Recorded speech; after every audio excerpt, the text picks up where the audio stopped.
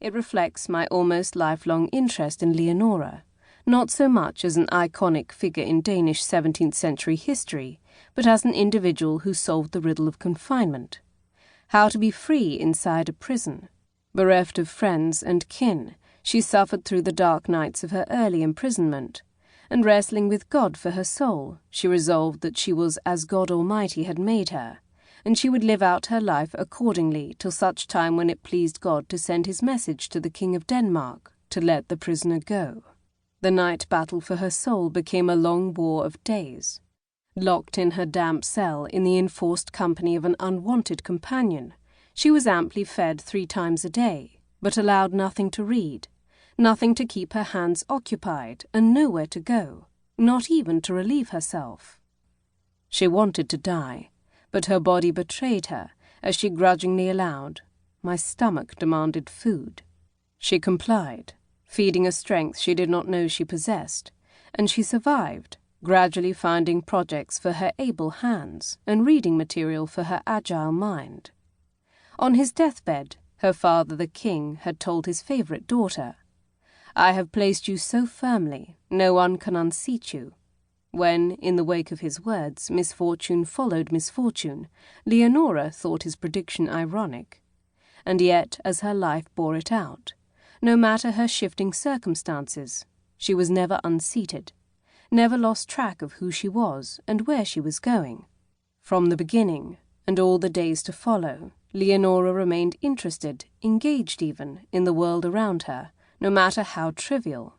She learned to want the inexhaustible, never allowing the poison of indifference to penetrate her system. She knew that even hatred is less destructive than indifference. Part 1. Copenhagen, the Blue Tower. August 8th to August 31st, 1663. Let's meet the time as it seeks us. Shakespeare. Cymbeline, Act 4, Scene 3, lines 32 to 33. Chapter 1. Copenhagen Harbour, August 8th, 1663, 9 o'clock in the morning.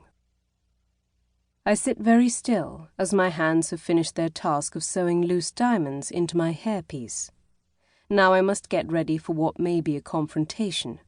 As I don my grey travel suit, I feel more than hear the thud of the ship's bow against harbour timbers and smell the tar of their rough-hewn planks.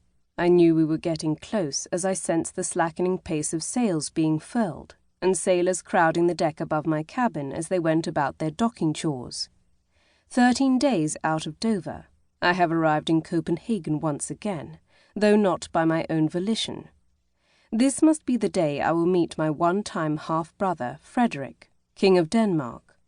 Absolute monarch, they call him. I have been betrayed, or it would never have come to this. Idle hands make no reins for a racing mind, and race mine must, forward to the royal encounter and backward to my recent English encounters. I was wrong to go to England, and I know it, but I have never been able to resist when Corfitz pleads. And I know, too, that all our good years together committed me to the bad years that would come. And they have come. The trip to London to retrieve funds we loaned King Charles in exile would not change their course.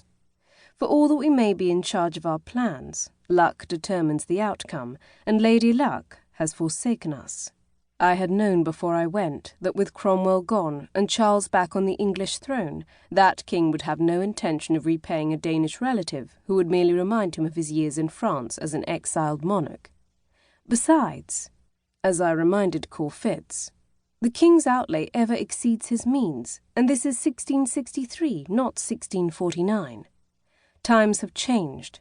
16 years have passed since I stripped those 11 rings off my fingers, valued at 5,000 rix dollars, and put them into Charles's cupped hands, so he might pay his retainers and secure a roof over his head. If memory serves, you, Corfitz, added to the rings 14,000 rix dollars in cash. I shudder to think of it, considering that Charles is and ever was an unreliable man, and, worse yet, that we find ourselves in a position to need the money.